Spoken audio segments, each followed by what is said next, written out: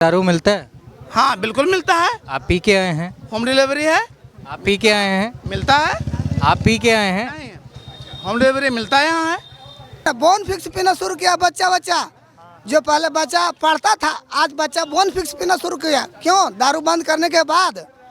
जब दारू चालू था ना, तो सब काम अपने आप लिमिट से चलता था। आज दारू क्या है, रेट बढ़ा दिया सरकार, लेकिन दारू तो चालू ही है।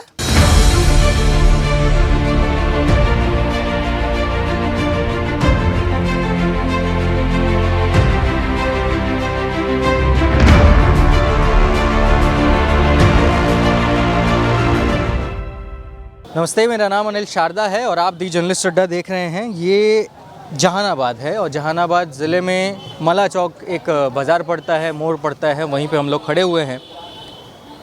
कुछ भी शुरू करने से पहले एक बात मैं आपको बोलना चाहूँगा कि यहाँ पे सरकार भ्रष्ट नहीं है, भ्रष्ट यहाँ की जनता है जो भ्रष्ट शासन और प्रशासन को पैदा करती है।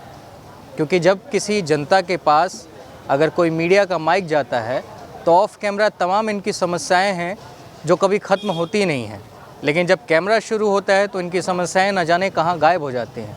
मुझे लगता है कि नीतीश कुमार इनके घर में पैदा होते हैं और सब के सब नीतीश कुमार ही हैं।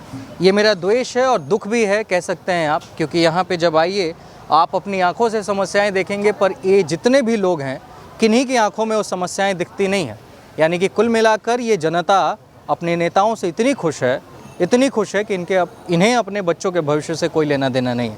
फ़िलहाल यहाँ पे बातचीत करने के लिए एक युवा तो मिल ही गए हैं जिन्हें अपने भविष्य से और अपने आने वाले भविष्य से मतलब है, तो इनसे हम बातचीत करेंगे। मंटू जी हैं, मंटू मगध यूनिवर्सिटी से MBA कर रहे हैं। क्या समस्याएं हैं मंटू यहाँ की? सर, समस्या ये है, जब से मैंने अपने जीवन में देखा हूँ, जब से मैं होश संभाला हूँ और स्टडी कर रहा हूँ, मैंने अध्ययन किया कि बिहार आज़ादी के पहले एक स्टेट बना, लेकिन ना जाने कौन सा यहाँ की बुराइयाँ है, क्या है, जातिवादी जो नस्लें हैं बहुत प्रभाव करती है।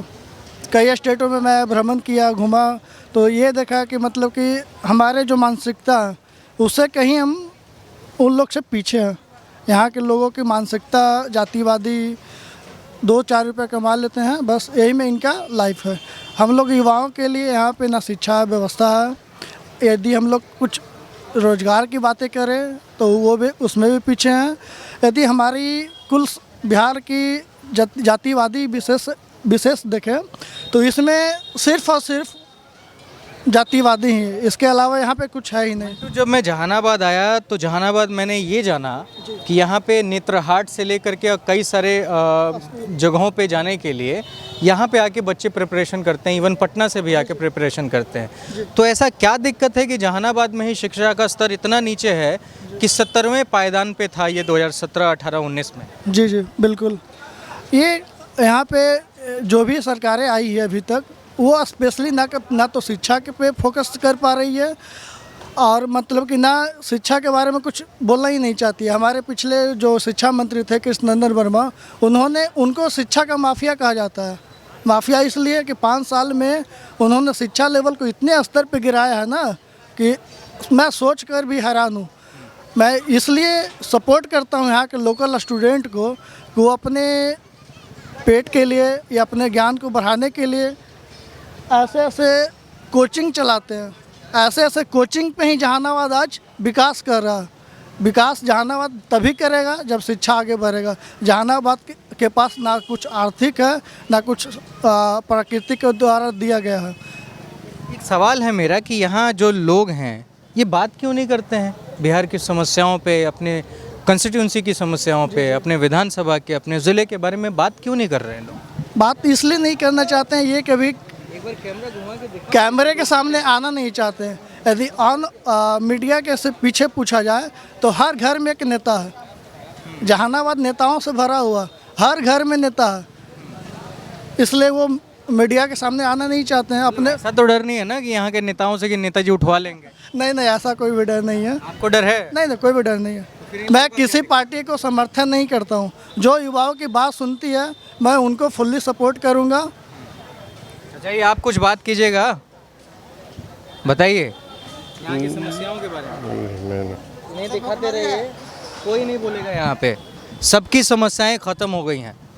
ये 5वां ज़िला है बिहार इलेक्शन कवर करते हुए और ऐसी समस्याएं आ रही हैं। लेकिन अगर आपको मैं कहूं तो अभिषेक अगर इस बार घुमा दोगे तो ये सड़कों के हालात देख लो। यहाँ पे बगल में एक बहुत बड़ा स्टेडियम है, वो स्टेडियम अपने जर्जर हालत में है। इस स्टेडियम का विजुअल जो लिया गया है इसके ऊपर लगा दीजिएगा ताकि यहाँ की जनता देख ले और कम से कम बिहार के दूसरे ज़िलों के जो लोग हैं वो भी देख लेंगे। भीड़ भड़ाके वाला ये चौराहा, इतना जाम लगता है यहाँ पे। लेकिन नाले की समस्या बता जी सर, क्या है? नाली है सर, 10 नंबर वार्ड में पूरा नाली की स्थिति बहुत ख़राब है सर। बहुत पानी बरसात में जम जाता है, पानी में हेल के जाना पड़ता है। गली नली योजना है ना नीतीश कुमार? तो गली नली योजना तो बनेगा तब ना, योजना से थोड़ी होगा, बनेगा तब ना। बन नहीं रहा है। बन नहीं रहा, जाके देख सकते हैं आपने। आप क्या काम करते हैं? क्या हम चाय की दुकान है। अच्छा, और शिक्षा दीक्षा आपकी? शिक्षा दीक्षा हो रहा है, इंटर कर लिए हैं, ग्रेजुएशन कर लिए हैं सर, ITI भी कर लिए हैं। तो रोजगार के नाम पे मोदी जी के हिसाब से आप क्या कर रहे हैं? चाय बेच रहे हैं। चाय बेच रहे हैं, रोजगार है ही है चाय बेचना। हाँ, मतलब कुल मिला के आत्मनिर्भर हैं आप। आत्मनिर्भर है ही है, रोजगार है तो आत्मनिर्भर है ना। अंटू जी कहाँ गए भाई? आइए, यही आत्मनिर्भरता है। चाय बेचना ही आत्मनिर्भरता है, तो पढ़ाई लिखाई करने से क्या फ़ायदा। माँ बाप का भी कुछ सपना होता है कि बेटा पढ़े, कुछ बने, कम से कम IAS तो ना बन पाए, कम से कम कुछ अपने लेवल पे पढ़ लिख के कुछ करे। चाय बेचना, पकौड़ी छानना तो हर कोई कर सकता, फिर इसके लिए पटना सेंट्रल स्कूल, बगल यूनिवर्सिटी में पढ़ने की ज़रूरत ही क्या है। ये यहाँ पे जितने लोग हैं किसी के मुंह में ज़ुबान नहीं है यार बातचीत करने के लिए। हैं? आप कह रहे हैं? क्या बोलिए?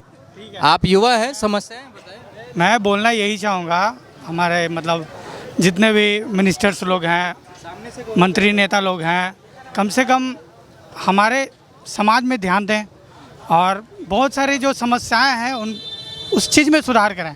कम से कम देखिए, पहले हमारे रोड का ये देख सकते हैं, ठीक है, पूरे जहानाबाद का जो रोड है पूरा तरह से जर्जर है, पूरा तरह से जर्जर है। आदमी ठोकर खाता है, कहीं कहीं से पाइप घुस गया है, तो कम से कम उस चीज़ को मेंटेन करवाए। यहाँ के विधायक पिछले 5 सालों में क्या किए हैं दोस्त?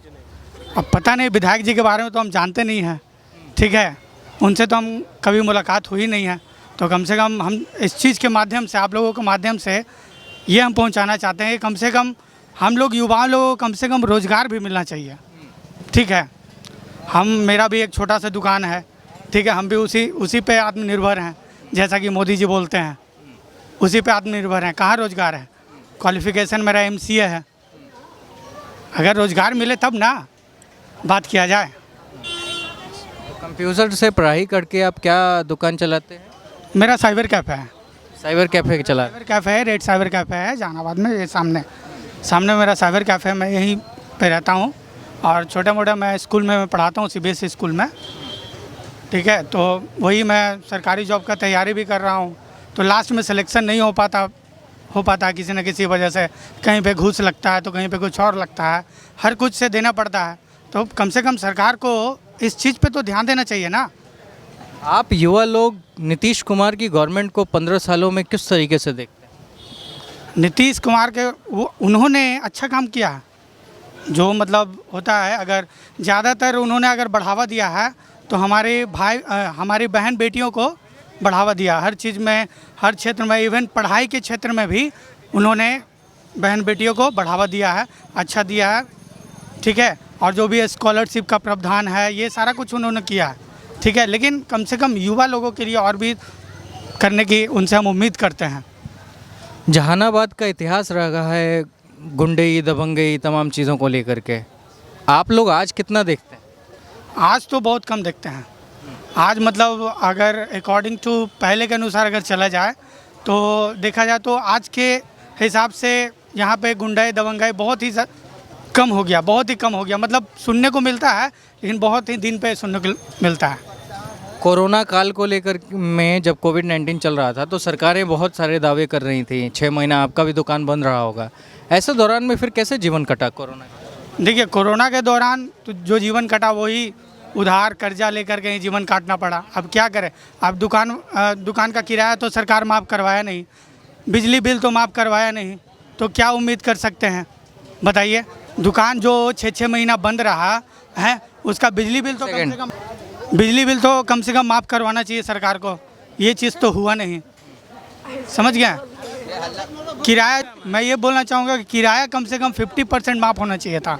हर किराएदार को बोलकर कम से कम 50% किराया माफ़ कर देना चाहिए यहाँ था। पे कुछ माफ़ नहीं हुआ। नहीं, कुछ नहीं हुआ। बिजली बिल भी हम लोगों को देना पड़ा, ठीक है, किराया भी देना पड़ा, ठीक है, ये सारा कुछ देना पड़ा। क्या कह रहे हैं आप? आ जाइए, इधर आ जाइए। आदरणीय नीतीश कुमार मुख्यमंत्री थे, जब बोलते थे वो कि मैं साथ ही साथ विकास के न्याय के साथ विकास मैं कर रहा हूँ, लेकिन कुछ नहीं किए हैं वो। जाके यहाँ भी साथ नीचे हुआ है, लेकिन उन्होंने दलाल के साथ बेचने का वो लोग वो काम किए हैं। वो जहानाबाद नगर परिषद का आप लोग सब जांच करा लीजिए क्या हुआ है। साथ नीचे नहीं, साथ नीचे कुछ नहीं है। यहाँ दारू मिलता है?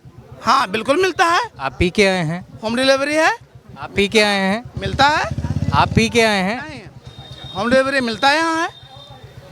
तो सरकार फेलुअर है, सरकार फेलुअर है। होम डिलीवरी सब मिलता है, सरकार फेलुअर है।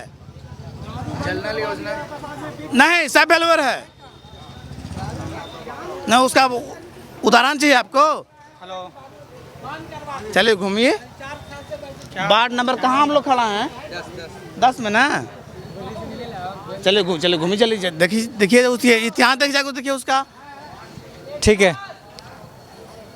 समस्याएं देखिए, एक सेकंड, समस्याएं देखिए।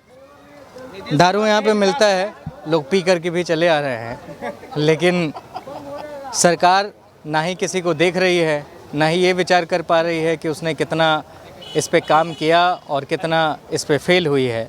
मूल्यांकन तो सरकारों को नहीं ही करना है, क्योंकि सरकार आते ही इसलिए है कि जो मनमर्जी हो वो कर सके, क्योंकि जनता बिहार की आज भी वही है जो 15 साल पहले हुआ करती थी। एक उम्मीद ज़रूर इन्हें दिखती है, तो किसी न किसी को उठा के यहाँ का सिरमौर ज़रूर स्थापित करा देते हैं, बना देते हैं, लेकिन सही मायनों में इनकी समस्याओं को सुनता कितने लोग हैं और वो नेता है कहाँ? यहाँ से शिक्षा मंत्री आते हैं, शिक्षा मंत्री कृष्णनंदन वर्मा, जिनका इंटरव्यू भी हमने कल किया था। समस्याएं ऐसी हैं कि यहाँ पे एक यूनिवर्सिटी के नाम पे कुछ भी नहीं है, ना यहाँ पे जो पहले से गार्डन है, और यहाँ पे वो भी है ना, क्या कहते हैं, स्टेडियम भी है ना, तो स्टेडियम की भी हालत वैसी ही है, कोई भी लाइट की सुविधा नहीं है वहाँ पे। स्टेडियम है कहाँ? स्टेडियम है कहाँ? स्टेडियम तो नाम करा गया है, स्टेडियम कुछ भी नहीं है यहाँ है। स्टेडियम में क्या कोई खिलाड़ी जाता है? कभी खिलाड़ी का कंपटीशन का हुआ है? कभी नहीं हुआ है। वहाँ सब गांजा दारू पीता है, स्टेडियम है नहीं। स्टेडियम यहाँ है कहाँ जी? यहाँ तो सब अफीम। और उसके बाद जब नीतीश कुमार जब दारू बंद किया ना, तो बोन फिक्स, सुनिए ना, बोन फिक्स पीना शुरू किया। बच्चा जो पहले बच्चा पढ़ता था, आज बच्चा बोन फिक्स पीना शुरू किया। क्यों? दारू बंद करने के बाद। जब दारू चालू था ना, तो सब काम अपने आप लिमिट से चलता था। आज दारू क्या है, रेट बढ़ा दिया सरकार, लेकिन दारू तो चालू ही है। दारू तो बंद हुआ नहीं, दारू तो चालू ही है। अब बात यह है कि मोबाइल टाइगर पैसा लेता है,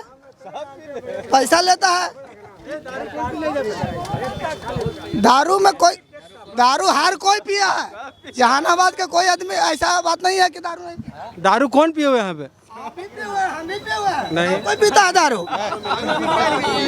भैया पब्लिक एकता खाली होना चाहिए, बस पब्लिक एकता हो जाएगा ना तो सरकार को तो बाजा बच जाएगा, खूब बढ़िया बाजा बजेगा। इस बार कौन आ रहा है? कोई आवे उससे हमको क्या लेने देना है, उससे को मतलब नहीं रहता हम लोग के, मगर हमको कहना है कि पब्लिक एकता हो जाए ना, फिर तो सरकार के बाजा बजेगा बढ़िया। ये पब्लिक एकता होगा कैसे? अब तो पब्लिक समझे, पब्लिक एकता हो जाए खाली। आप भी तो पब्लिक ही है ना चाचा? हाँ तो इसीलिए हम बोल रहे हैं कि पब्लिक एकता हो जाए बस। अरे तो हमारा खाली हो तो होगा नहीं ना।